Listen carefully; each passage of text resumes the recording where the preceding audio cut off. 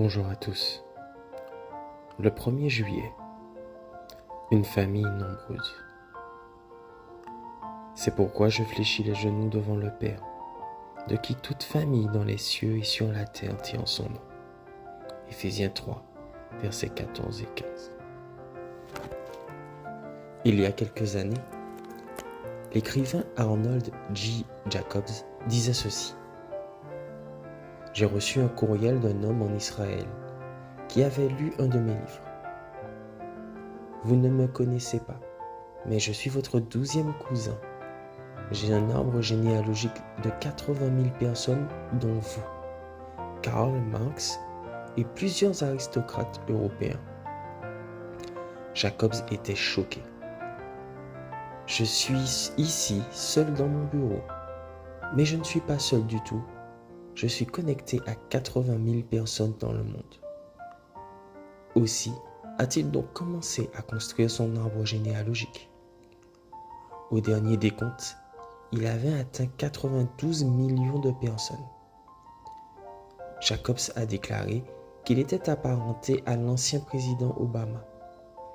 Il était le 7e petit-neveu du mari de la femme du père de ma grande-tante. Il est donc pratiquement mon frère aîné. Que nous soyons tous connectés ne devrait pas nous surprendre. Paul a déclaré que Dieu a fait toutes les nations humaines issues d'un seul homme. Acte 17, verset 26. Cela implique que chacun de nous, toi, moi et tous les autres, sommes tous frères et sœurs et que l'Église représente la grande famille de Dieu. C'est un réseau riche et diversifié où se côtoient une multitude de cultures, d'origines et de dons spirituels, formant ainsi une toile complexe et multicolore.